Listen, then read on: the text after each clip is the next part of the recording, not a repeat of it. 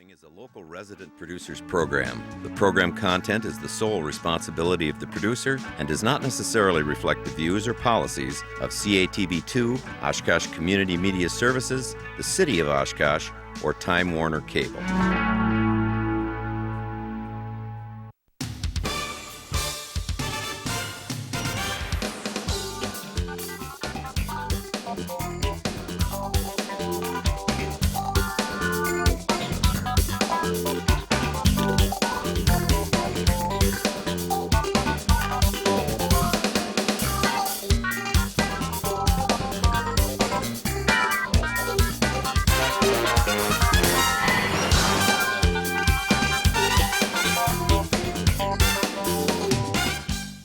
In Oshkosh, Cheryl Hentz, along with Dan Rylance, and we're very pleased to welcome for the very first time on Eye on Oshkosh, Brad Larson from the Oshkosh Public Museum.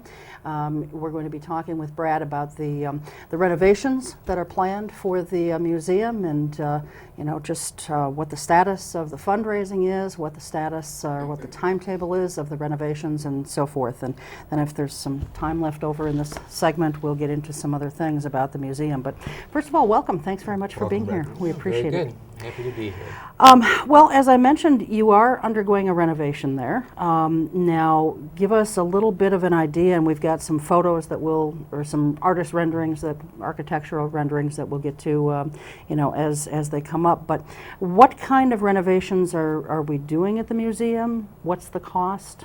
Okay. Let's talk about specifics there. Well, before we get started, I have to say first that what your viewers may have seen in the newspaper was a little premature, because we are not to the point yet where we're releasing any figures. So what was in the paper may not necessarily be the most accurate that's out there. What was in the paper? I think it was $10 or $14 million. Okay.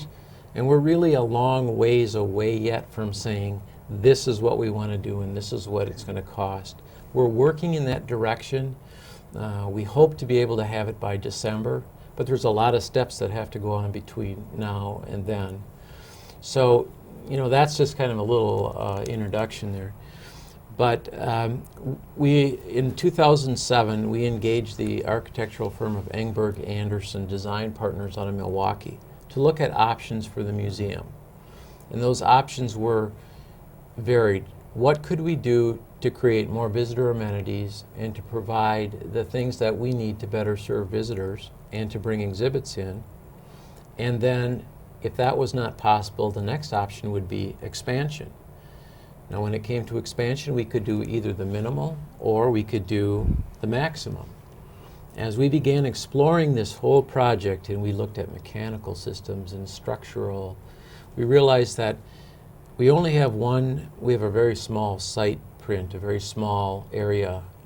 So we're not going to have a second opportunity to do something. So therefore, it kind of moved us along the track of looking at an expansion as opposed to looking at a minor modification. And one of the reasons that we chose that is because it would be very difficult and costly to do a minor modification to the home. Our bathrooms are on the lower level. We have a small elevator. Everything was designed when the Steiger Wing was built. It was never really designed as a revenue-generating facility. It was designed as a facility that operated based primarily on tax dollars to serve the community. And so for that reason, we chose to move along this other path to explore what it would take to do a major expansion of the museum and bring the museum into the 21st century. And we came up with approximately 45,000 square foot addition. Okay. Now, so let me put that aside a little bit, and then I'll talk a little bit about what's driving this whole thing. How much space do you have now?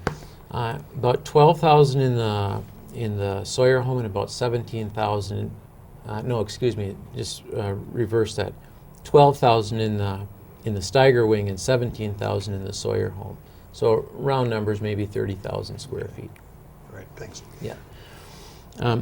Let me talk a little bit about what's driving this, because really what's pushing the museum is not just happening in Oshkosh or Wisconsin. It's really a phenomenon that's happening nationwide. And that is, museums are finding that they have to evolve, they have to transition to a new way of serving visitors, because people are no longer satisfied with the museum experience where you come in and you look at things behind glass and you say, you know, that's really nice. They want something more than that. Interactive. They want interactive. They want a combination of fun. They want a way that they can craft an experience that is suited to their interests, for one thing. And then that experience could change every time they come back to the museum for a different type of visit. And so museums all across America are finding that this is happening to them, and we're not alone in that. So our visitors want more from a museum experience than we are able to give them in our current building. And indeed, even if you look at visitor amenities, restrooms, for example, we have 2 small restrooms in the basement. We have no place where you can get a cup of coffee. We were never designed to accept admissions, as another example. So we have to evolve in response to those changing visitor demands. And so that is also driving this whole evolution of the museum. And museums over time, not just Oshkosh, they've always evolved. So it's nothing new, it's nothing out of the ordinary. But what we are trying to do is trying to be very careful and very methodical in establishing a new museum, or a museum for the 21st century. What we're trying to do is make sure we look at every little part of the pie, so to speak, and craft a plan that we believe will be a viable operating plan, so it's more than just 45,000 square foot addition. Okay. And what kinds of things do you plan to put into the addition? Do you have some kind of a rough idea? Well, right now we are working with a studio out of St. Paul, Minnesota. It's called Split Rock Studio. And Split Rock Studio is helping us put together what's called an exhibit master plan. And the exhibit master plan is really what we are working on right now. And that exhibit master plan we will show what we intend to present in the building, what the new visitor experience would be, and I think it's the exhibits, it's the visitor experience that's going to drive the project. And if the community likes what they see with what we are crafting, we will probably get the support. If they don't like what they see, you know, this project is probably not going to go forward. So for that reason, we are really taking a lot of time with this part of it, the gallery part of it. And as the exhibit master plan evolves, the building also evolves. And let me give you a really good example of that.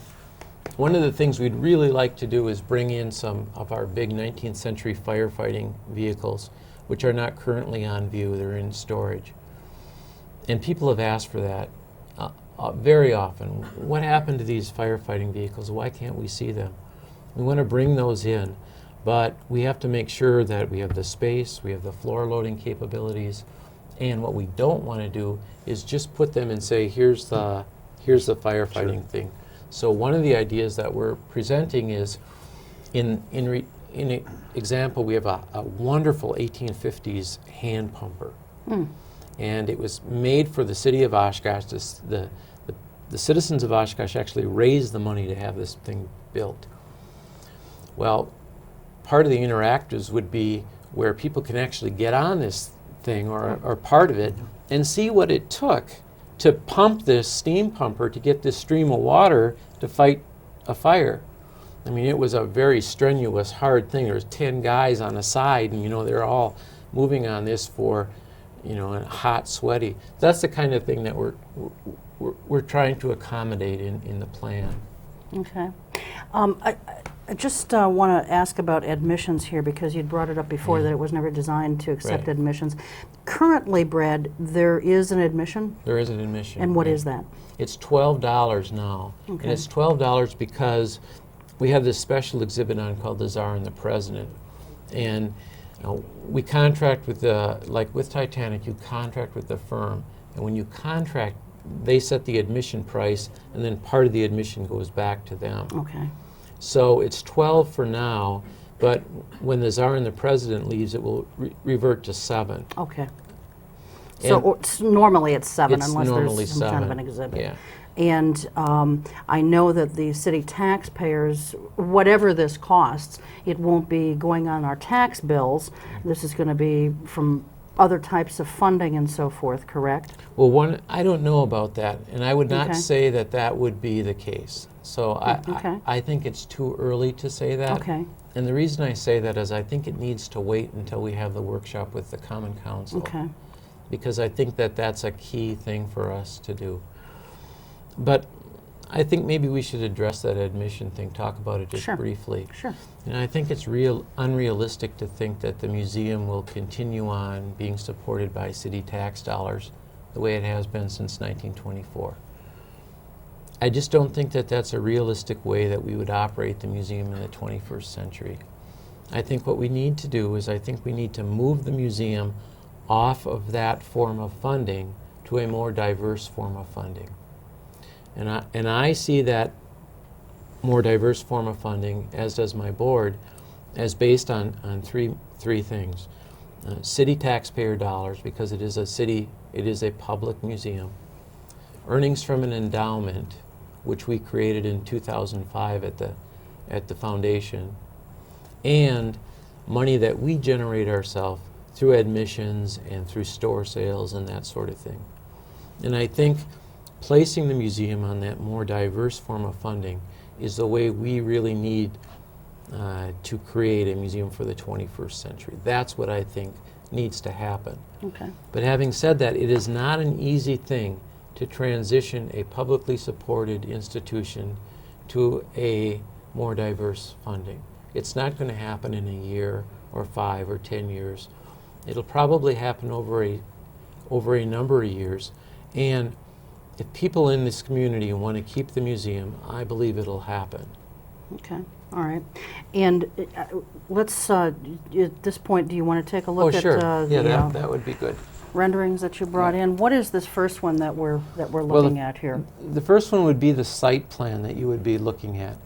And what it is we would bring the main entrance for our proposed expansion to High Avenue.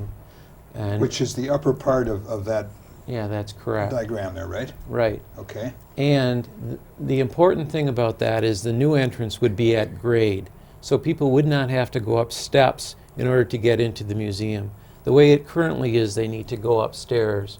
So we would turn that main entrance to High Avenue. That would be the main entrance. And I think it would be a much better, cleaner configuration. The other thing is that as your viewers are looking at this, you'll see there's nothing in the upper right-hand corner. That's the corner of Congress and High, where there's a small building, wooden building now, wooden frame building. That building would be removed after the collections were taken out of there, which is really important because as one of the main gateways into the city, people would then see the public museum right on the corner, and it would be a very impressive entrance as one of the main public buildings that they would see. Do you want to go to a second? Yeah, we'll go to that second one, and I think the second one will give people an idea what it may look like. High Avenue is an incredibly busy street, though. It is. It's a very busy street, and there is some disadvantage of that. But overall, we feel it has more advantages than disadvantages. Here's the second one now. Maybe you can explain in a minute here when we bring this up. There it is. All right. One of the things there you can see on the right side is the new entrance. Okay. And then you can see that the building very much mirrors the architecture of the Sawyer home. And one of the things that we've heard time and again from people is that the building had to blend with the existing Sawyer home, and because it really is a residential neighborhood, it had to work within the residential neighborhood. So we worked very hard with Engberg Anderson to create a design that worked with the Sawyer home, that was impressive but not extravagant, and also blended with the neighborhood. And This is the 45,000-foot addition we talked about earlier? that is correct, Okay. yes. And that little shadowed area that you might see on the right side of the screen, what that represents is the existing carriage house. Which We're you're kind of gonna tear looking. down. No, it's going No, to it's stay. gonna stay. That's going to stay. It's the wood building on the corner that would I'm sorry, be okay. removed. But so that kind of just places that little carriage house. That's what that little shadowed area is. And then if we could have the next one, I'll talk a little bit about the Sawyer home. Okay. It is compatible with the chimneys that are It is. exactly the Yeah. same. It looks very architecturally very Yeah. similar. It's a handsome building, and one of the things that people have expressed to us is they wanted to keep the Sawyer home unchanged. People really like the Sawyer home. I would almost say they love the Sawyer home. And the Sawyer home and the museum are like one and the same. It's hard to divorce one from the other. Okay, Brad, we have the Sawyer house up here now. Okay. So the important thing for people to understand is the Sawyer home remains largely unchanged. The galleries will remain unchanged. The Apostles' Clock will be in the same place. But as you look at this view right here, which is from Algoma Boulevard, on the very left you can see part of the addition, which is the public program area where people could have meetings, where they could, we could have programs, that sort of thing. You can see the gable end, which very nicely matches the Sawyer home. It really does. And then on the far right side of the screen is the temporary gallery, which again mirrors the Sawyer home and in many ways. And I think it all works very nicely together. But the key thing is here is that the Sawyer home remains largely unchanged. Sure. Now, do you have some sense, Brad, of a timetable Yeah, as we do. to? Okay, Yeah. tell us about that. Well, as I said, the exhibit master plan is really what's driving this whole thing. We hope to be able to present that exhibit master plan to the museum board in December. And as the exhibit master plan develops, the floor plans of Engberg Anderson are also changing, as I mentioned. And as those floor plans change, the cost changes. So December is really our goal. Okay. I think if the plan moves forward as nicely as it has been going, and there's a lot of great ideas we're putting on the table, December will be a real key month for us. Now, we need to bring in some outside people, outside groups to review the exhibit plan, and we want to get some outside feedback to see what people's reactions are to that plan. But assuming that everything goes well, we could have some pretty firm figures by December or January. Okay. And so that's really our first really key plan, or key date. Now, we will have a workshop with the Common Council. I was talking with Mr. Roloff about this. It'll probably be in the winter months. And that workshop with the council will present, of course, the building design and costs. It will also show the exhibit plan, what people will see, and it will also include the other whole element of this thing we've been working on, and that's the operational, staffing, and marketing plans that we need that go hand in hand with this. And we really need to show this as a package and not piecemeal. Sure. And then at that point, if we think, or if the council supports it, and we believe that we can move forward to the next step, we'll start to see what kind of support is out there. Okay. I want to go to a couple of quick things. Sure. You mentioned Titanic and the new exhibit, Yeah. Czar and the President. How does that work? I mean, you mentioned that the fee goes up because, do you make money on these? Yeah, And how only much? a few key exhibits have that revenue share. Okay. Titanic was one. The first one we ever ventured into was Titanic. It was wildly successful. Right. We were able to generate $300,000 in income for us. And that income stays with the museum? It It's- doesn't go back to the city Correct. general fund? That stays So with the that's museum. money in your pocket? That's right, Okay. and that's controlled by the museum board. Okay. The Tsar and the President, on the other hand, has not been very successful at all. It has not reached even close to what our expectations were. That doesn't have as major a revenue share as Titanic did, but it still has a revenue share. The other traveling exhibits that we bring in don't have that, so whatever revenue in admission we get is the museum's. But it's those traveling exhibits that are really kind of a key for us and other museums to continue to generate traffic, continue to generate interest, and they're really a key part of our plan. Because the way it is right now in the museum, the way it's designed, we don't have the ability to segregate off the special exhibit from the rest of it. So if Cheryl wants to come in and she just wants to see the rest of the exhibit and not see the Tsar and the President, you don't have that option right now. In the new building, you would. So if you wanted to see the Tsar and the President, you could pay that extra ticket and you'd go in and see it. Okay. Well, that's kind of a nice It idea. is, yeah. It is. Yeah. And clearly these rotating museums are part of this 21st century idea. It really is. More than just your own artifacts. Very much so. Yeah. One thing I've noticed, Brad, about exhibits, and not just at our museum here, but at a lot of museums, is they tend to stick around for kind of a long time. And I think in larger museums that kind of makes sense to me in bigger cities, because you've got a lot more people that you need to accommodate who are hopefully going to be seeing it. In a smaller community like this, do you determine how long an exhibit stays, like the Tsar exhibit that's going on, or Titanic, or is that someone else's under their purview? It's a little of both. Okay. What they have is a minimum run. So they will have you, when you sign that contract, and this is typical with just about every traveling exhibit, they will have a minimum time that you can have it. So let's say 12 weeks is the minimum. But then you can contract for blocks afterwards for additional fee. So it's a little of yes and a little of no. So you have their minimal run, usually 12 weeks, and then anything past that you can contract for in addition. And if you were aware that maybe Titanic is coming to the Milwaukee Public Museum, and that is going to run for a very long period of time. I think it opens in October next month and it'll run until April or May. So it's a pretty long chunk of time for that. That is a popular thing, Oh, though. I mean, people are can't- fascinated with absolutely, the Titanic. yeah. Any special Well, that's the ever on. movie and Yep. the music and Yeah. all that. A question on, been in the paper recently. What's the status of the Public Enemies movie memorabilia? Well, we received some pieces from the set, but we had to return those things to Universal Studios. But we knew that going in.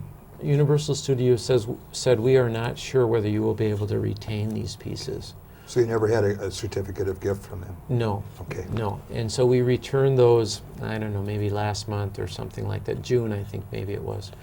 But what we are doing is we are exploring the idea of developing our own exhibit on gangsters in the 1930s to coincide with the release of the movie in July, I think it comes out. And there's been a lot of interest of people about what Oshkosh was like in the 1930s, what downtown was like. There's been a lot of interest in gangsters. So we have an intern from the university who actually just started this week. We have a very good internship program with the university. And our intern is exploring the collections that are out there that we might be able to borrow. And this is an exhibit that we would have to put together ourselves. It's not a self-contained traveling exhibit that we would get from the ABC Museum and bring it in. But if the collections are there, we think we could put something together that would satisfy the public's interest and curiosity and work very nicely with this Public Enemies release.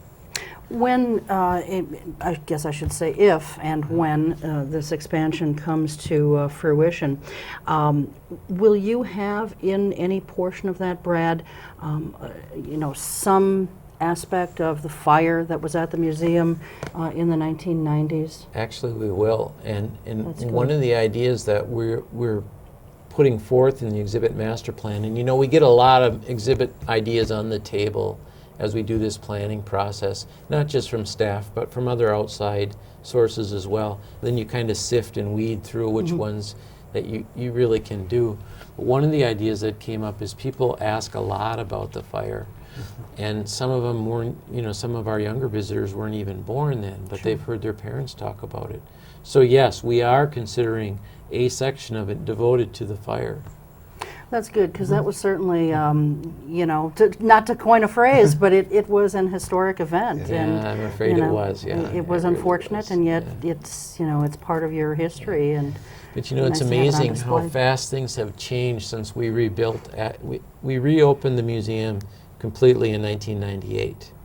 And I think that nobody would have realized that 10 years later, the whole museum experience, the whole thing would have been turned over on its head, so to speak. A lot of that is due to the internet. There's just it's the knowledge age, and we can no longer operate the museum based on the old industrial age. We need to create a museum for the 21st century, and it's really exciting to think that we might be able to do that and be able to offer people more things. What percent of artifacts you display as opposed to percent that you will never display or are there? A typical nationwide, the percent is about 10%. You display 10%. About 10% is a good round figure. Now, it could be a little higher than that or a little lower, but I think 10% is a good average. The others, the 90%, are used for research purposes, or they can come out on exhibit periodically. We have big pieces like those firefighting apparatus that we have no way right now of bringing on view. So unless we would make a way to do that with new construction, there's no way that it could happen. Okay. And real quickly then, before we wrap up here, everyone's competing for dollars these days. We've got you guys who are looking at doing something. The veterans are looking at doing a whole new museum out by the EAA grounds. What does that do in terms of your own kind of fundraising when you're jockeying for dollars? I can tell you, it's really hard. I'm It's sure. very hard, and it's very disheartening because these things tend to go in cycles, and right now museums tend to be low on the priority list.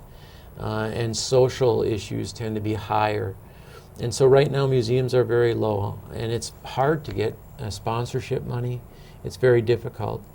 But having said that, we also have some people who are interested in making sure that the public museum remains a resource for the community and are waiting to see what kind of plans we put forward.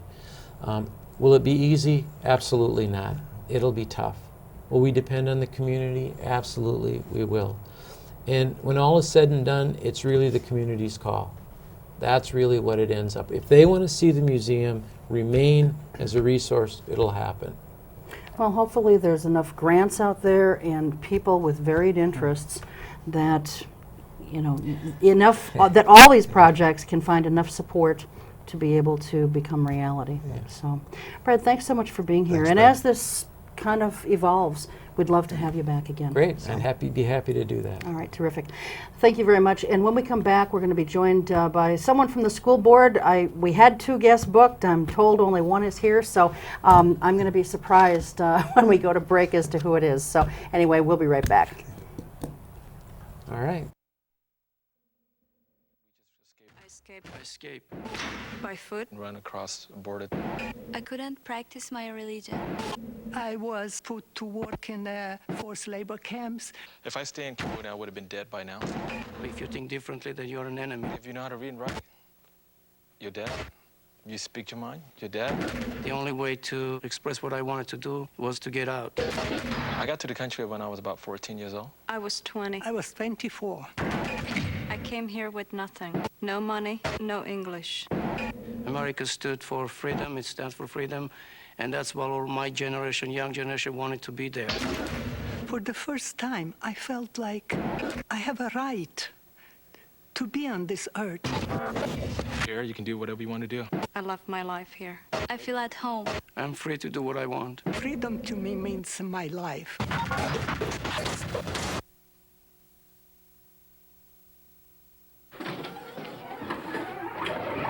How you doing? Hi. Hi.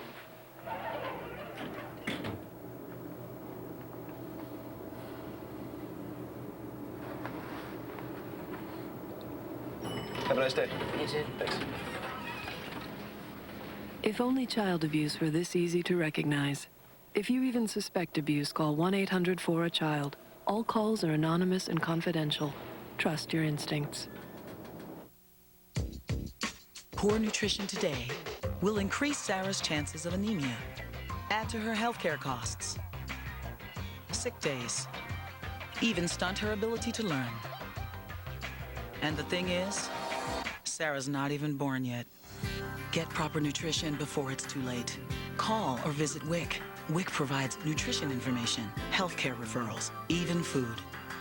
Your child has you, and you have WIC.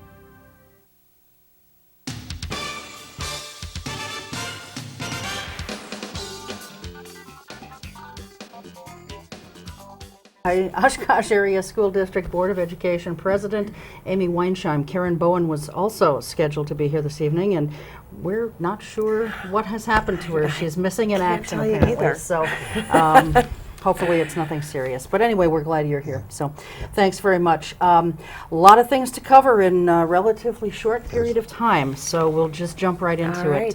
As we tape this, this is the third day of our interim superintendent's new job that she's doing. Ann Lang is her name. Betty Lang, I'm sorry. Geez.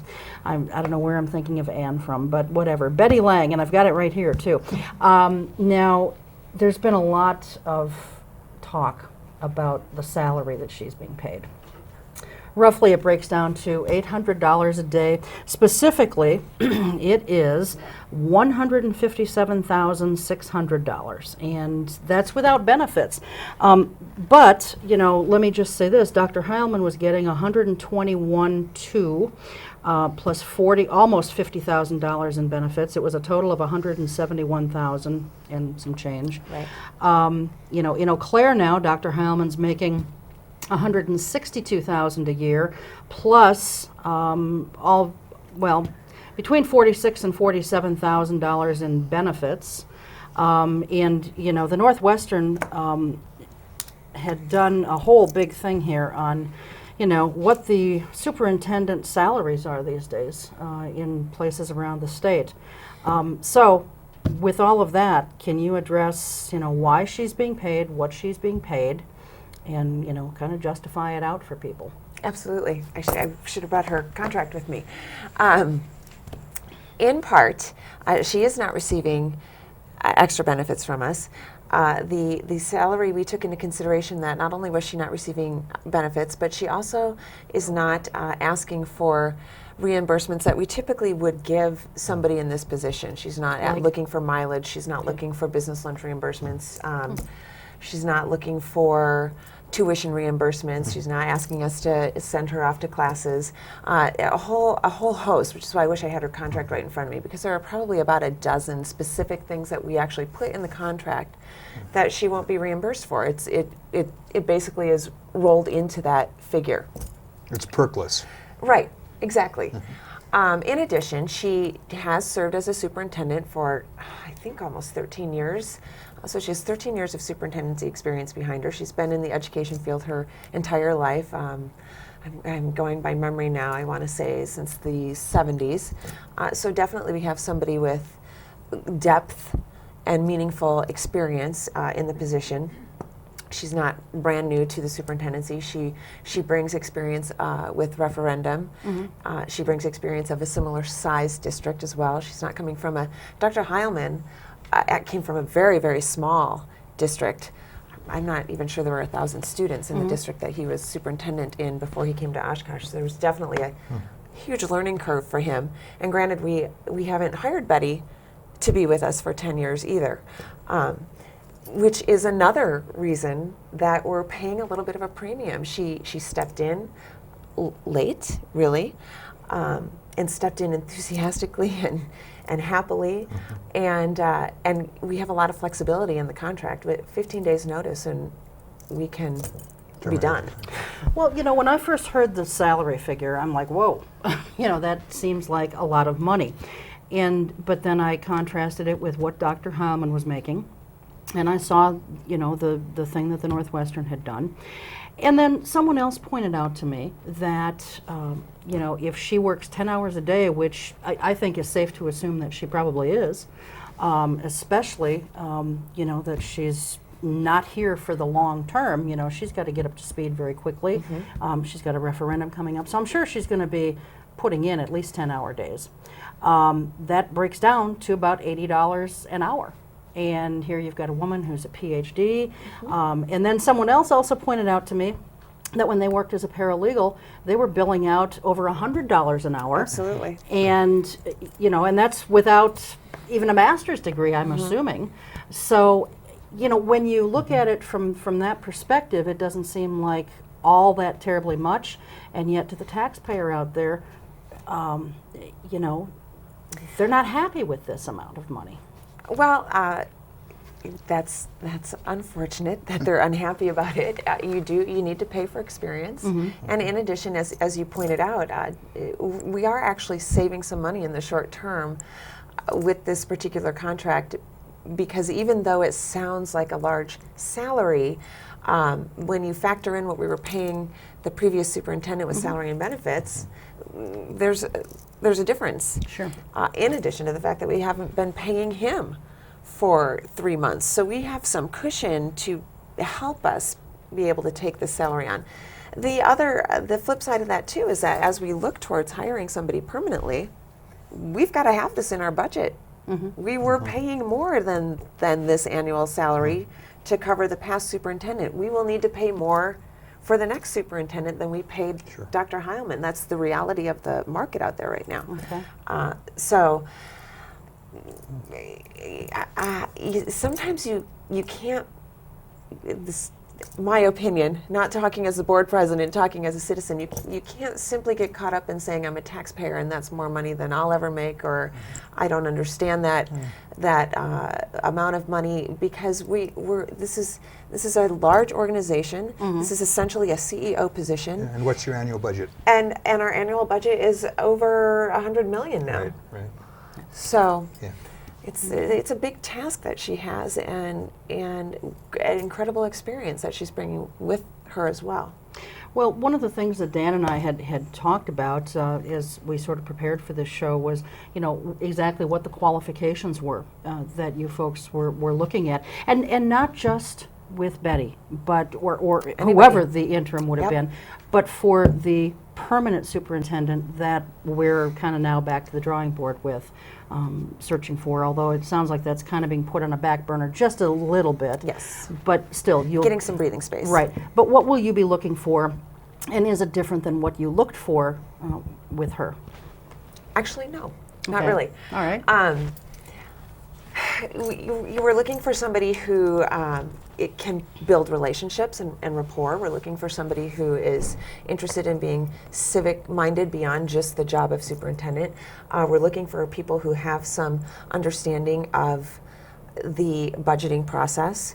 It would be great to find somebody who understands Wisconsin school finance, because it's complicated. I'm not sure I could explain it very well all to states somebody. are complicated, though. Well, and exactly. Yeah. And if we could find somebody who understands, it just is that much less of a learning curve when you're dealing with budgeting. Of course, let me just interrupt for a second, Amy. I don't mean to ruin your train of thought no. here, but you know, the chances are, if you're going to be doing a nationwide search, unless you're going to find someone from Wisconsin, you're probably not going to find someone out there in Colorado or Texas or California or Maine or wherever who has understanding of Wisconsin school finance. So how do you sort of balance that then? I mean, what is that level of, what is that priority That's for not you? a huge priority. Okay. Not All a right. huge priority. Just would be nice. It'd be a nice benefit, a nice perk. Side benefit. Preferred. But ideally, somebody who does, you know, not everybody who works in the superintendency or in administration, somebody who perhaps might come to us from a different type of administrative job, necessarily has had firsthand experience with budgeting, and that's not a deficit, but it would be nice to have somebody who has had some experience with needing to deal with budgets and understanding how to use processes to move through a budget. Okay. I also want to go back for just a minute to the money that you're paying Betty Lang. Waukesha, is that not where Todd Gray went to? Yes. Okay. this is a man who had, and I know that some people in the community thought that he should be the next superintendent here, and yet he has no superintendent experience other than what he's getting right now in Waukesha. He is being paid, just for comparison's sake, a salary of $148,500, and he has a benefits package of $46,485 plus a car. So that comes to $15 shy of $195,000 plus a car, with no superintendent experience. So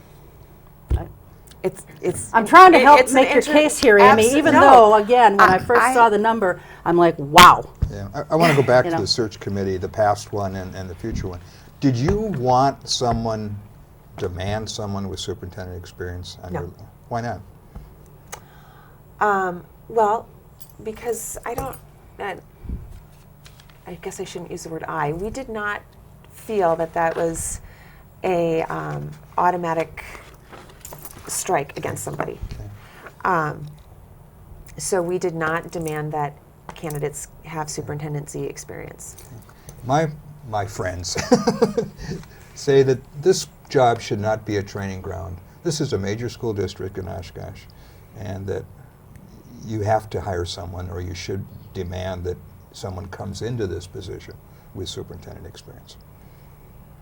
Obviously, you feel different. Well, obviously, we all did. I mean, the board as a whole decided that our parameters were what they were, and we did not specifically say they must have. To our consultants, we did not say they must have superintendency experience, because we felt that there are other positions in a school district that provided the experience somebody has had in that position, other duties they may have held in a district, can be the training ground for being that superintendent, that final leadership position. Just seems like we're talking a minute ago about the importance of school finance, and the highest way that you can really get into school finance is to be a superintendent. Well, indeed, to understand some of the complexities of school finance. But although on the other hand, somebody who specifically works in finance would probably be, and that is not. Went to Waukesha. That's not that was not a main priority either, though. Budgeting was something we wanted them to have experience with, but it was not our top of the list priority. Okay. Other question is, did you have public members and school staff members on your first search committee? And if you did, how were they selected, and will you have them on your new search committee? Okay, we didn't have a large search committee. What we did was we had HYA go and lead focus groups with those different constituencies. So they led a group of administrators. They went and spoke to a group of teachers. They spoke to a group of key community leaders. And we collected surveys. Okay.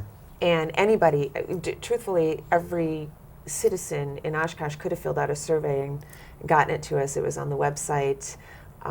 It was in a couple different places. I don't remember exactly how they got it out to everybody. They did. Then they had them available at the focus groups. And so if you wanted to go to the website and fill out that survey, and we used the survey to help guide us in what we were looking for as we interviewed people. Some key traits that people were interested in. Is this sort of the idea of the consulting firm that you? Well, because we were doing an abbreviated search to try and pull together a search committee with lots of different people on it was really going to be a little bit of an albatross. Can you do it with the new search committee, or are you going to do the same process again? We haven't decided. We actually will probably be. I've had some very short and quick phone conversations with Peggy and Jim the last few weeks, mostly just checking in to make sure that we were moving through the interim process. Peggy and Jim are the consulting people? The consultants from HYA, Peggy Black and Jim Rickabaugh. Okay. And likely we will need to meet with them probably by the end of September to regroup and talk about exactly what you're asking me. Okay. Do we do something different with the search committee this time? Do we use the process differently? Because we're not doing it. Obviously, this isn't going to be an abbreviated search. Right, this is a longer now we're going to go timeline into a longer timeline and likely a national search. And So it'll probably be structured differently. Okay. Sure. You want to talk about the procedures for executive I sessions do. and That so was forth? next on Okay. my All right. page 2. Well, Well, you know, I don't even know where to begin with this. At your last school board meeting, there was a little to-do, I guess I should say, about minutes from executive sessions and so forth, and they ended up not being approved. You know, Dan Becker raised some interesting points, and there seems to be some confusion as to whether or not the meeting was legally called into session or not, and so the minutes are being I'll say redone to accurately reflect what happened. But you're also getting a legal opinion from someone. Not about that. Right. I was going to say, talk to us about the legal opinion, because there is some confusion out there, I think. The legal opinion is it has to do more with what can be divulged after an executive session.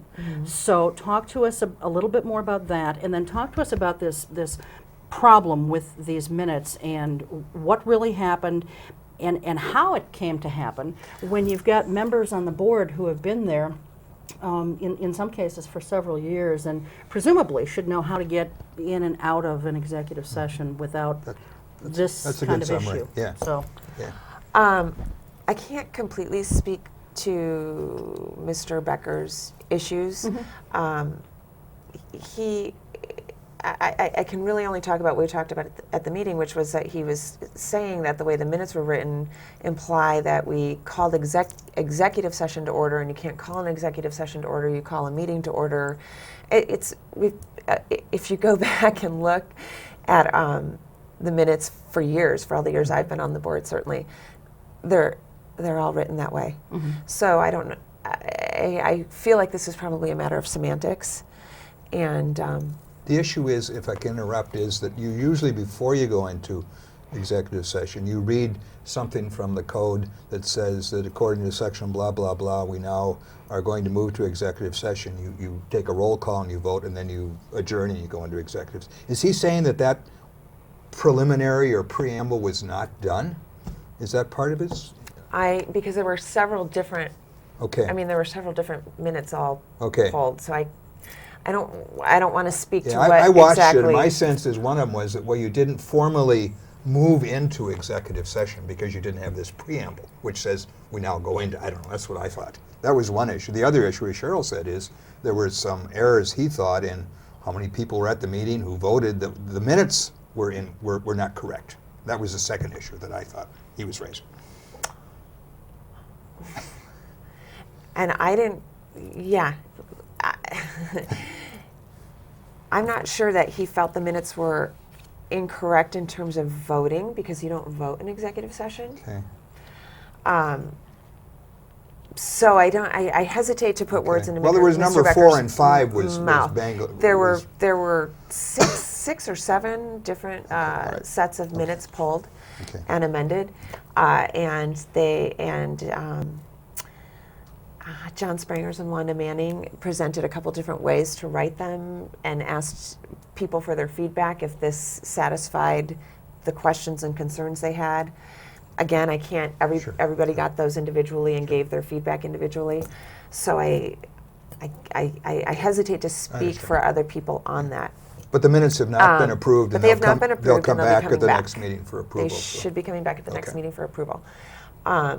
The other issue is actually completely separate, and we haven't formally done anything other than to vote and approve allowing John Sprangers to consult with Davis and Kielthau regarding executive session and what must be, can be, should not be disclosed when once leaving an executive session. And that was a request from a board member. Again, I don't know all of the background of why he chose to bring that forward. This is Mr. McDermott. Mr. McDermott. Okay. Other than that, there were some newspaper reports that specifically spoke about an executive session, and so I think there was some concern that typically and this is, I'm talking in broad strokes of school boards, boardsmanship, and how you operate a board. Typically, you make a decision, and you speak as one voice. Right. And so I think there was some frustration in that. What most of us walked out of that executive session feeling were going to present as our voice. Was not presented. Well, let's not beat around the bush. It's Yeah. Dan Becker. I mean, we all know that. Yeah. Dan Becker talked to the media after the Dr. Gunluck was hired. The decision was made to offer him a conditional contract. That was done on a Thursday. He accepted. By Friday, it was all over the media that Mr. Becker had a problem with this. And, you know, I guess mainly because Dr. Gunluck, and I'm not sure if I'm pronouncing that correct, you know, and Yes. so, you know, his wife works for the district as a teacher. And he perceived that to be a conflict of interest that he couldn't get past, apparently. And so, yeah, he was talking to the media, he was, you know, talking to the radio, talking to the Oshkosh Northwestern, and, you know, so why not just say his name? I mean, it is what it is. I mean, you know, come on, Amy. I mean, you know. And isn't the rules rather clear about that he's not supposed to do that? Well, and so I get. I mean, obviously you need a that's- lawyer to come in and tell you that that's what the law is? Well, I don't know that the law does specifically Really? say that. These are more Wow. protocols, and so that's why we're think you're asking. right. That's Yeah. why we're asking for Yeah. some advice and some guidance. Now, common sense and protocol-wise, I would say absolutely. We all understand boardsmanship and Yeah. and should operate in a statesmanlike All for one manner. and one for all, Yes. and let's. Well, I think the issue, Dan, is what I have always understood this to be, you know, over the years, is that once a decision's made in an executive session, if it's a done deal, then it can be discussed. And I don't know if that is correct or not, but that has always been what I've been told. If it's not going to come up again, and it's not a personnel type thing that is, you know, shrouded in secrecy for obvious reasons, then that's fine. And so I don't know that this would be an issue. I guess it's, you know, the way he went about it, you know, making phone calls to state agencies and so on and so forth, and sort of backpedaling a little bit on his decision. And I think that that's because he did say that he, you know, Dr. Gunluck would not have been his first choice. He would have preferred someone else, but he could live with this as long as the conflict was dealt with. You know, I'm not exactly sure what his wording was, but he wanted to make sure that it was dealt with. Right. And indeed, when the conditional contract was written, or the conditional offer was written, that was the very first item in that agreement, Yes. that would be dealt with. And, you know, he had problems. Yes, and we, I mean, this feels like old news, but I guess it's worth clarifying. We all knew from the get-go when HYA brought the first slate of names before we did any interviews. That's the consulting firm, just. Yeah. Right. We knew Dave Gunlock had a spouse in the district. And This Dan was- Becker must have known that early. Oh, yes, absolutely. So, Yeah. and I do think that there's been a little bit of a public perception that the other 6 board members were out to lunch and had no idea, and absolutely, we all knew, we all understood that as we entered this process, if indeed he rose to the top, that would be an issue that would need to be addressed, and you would need to address it through the contract, which we never even got a chance, unfortunately, never got a chance to do, so. Well, and you know, since we are discussing it, it's interesting, I think, that Mr. Becker did not discuss this in the media, at least not that I saw, during the other process. It was only after the offer was made and accepted that it became an issue, if you will. Is that a correct assessment of things? Or had he raised an issue in the media prior to that? No. Okay, that's what I thought. And I think that's why a lot of people are feeling like he probably overstepped his bounds and did something that he shouldn't have done. If it was that big of an issue for him, you know, I, for one, think he should have raised it as this process was going on, not wait until the 11th hour or later.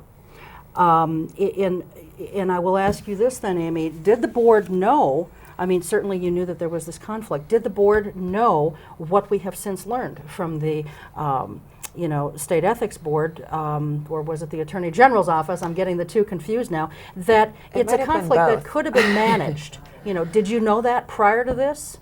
You, the board? Yes. And No, how we did did you not. know? No, we did not have a specific opinion from the Ethics Board, but we did. When the consultant firm brought those names to us, they were. Had we not known on our own, and some of us knew who the Gundlachs were, and we knew that there was a potential conflict. They told us right up front. Now you need to know that this person has a spouse who works in the district. However, this is not illegal, nor is it. It's not common, but it's not never happened either. And it is should this candidate be somebody who rises to you wanting to see them again, you need to know that it's out there and that it can be managed. Okay. Togitkevich? Yeah, a board meeting a couple back, former board member who's been a constant requester of emails to the district, Pat Kolkovich showed up. And basically, I thought he made a circus of the board meeting. And my question to you is, why didn't you control him? And why did no one second Karen Bowen's motion to cut him off? I can't speak to why nobody seconded Mrs. Bowen's motion. In the interest of not wanting to create more of a scene, I felt like it was prudent to work with the situation and not just cut him off. Had you been in the room, there was definite tension, and I think that there was potential for a bigger problem had we just arbitrarily cut him off. I did, and only speaking for myself, I did try to keep him coming back to focusing on the budget hearing, because if you watched the meeting, it went off on tangents now and then and went towards records and making records requests, and that's not what we're here to talk about. But his interrogation of your staff, to me, was totally unacceptable. He turned this into a hearing, and he got away with it. Well, I suppose some people would say he got away with it. Well, it's a... And I know that's a tough position. It's a fairness issue to balance, and the tensions you don't see on television. But you think he's bringing up all these people. He's supposed to testify to the board about the budget. Right. And he's not doing that. Absolutely. Okay. And with time almost up, I can't even believe it. Will that change how you handle him in the future should he come back? Probably. Okay, thank you. Thanks so much for being here. I know this was probably not the most comfortable time you've spent with us. But that's okay. That's why you're here too. So I appreciate it. All right. And whatever happened to Karen, Karen, we hope you're okay. So anyway, thanks very much. We'll have you back. Amy. Excellent. Anyway, take good care. We'll see you next time. Until then, keep your eye on us. We've got our eye on Oshkosh. Good to see you.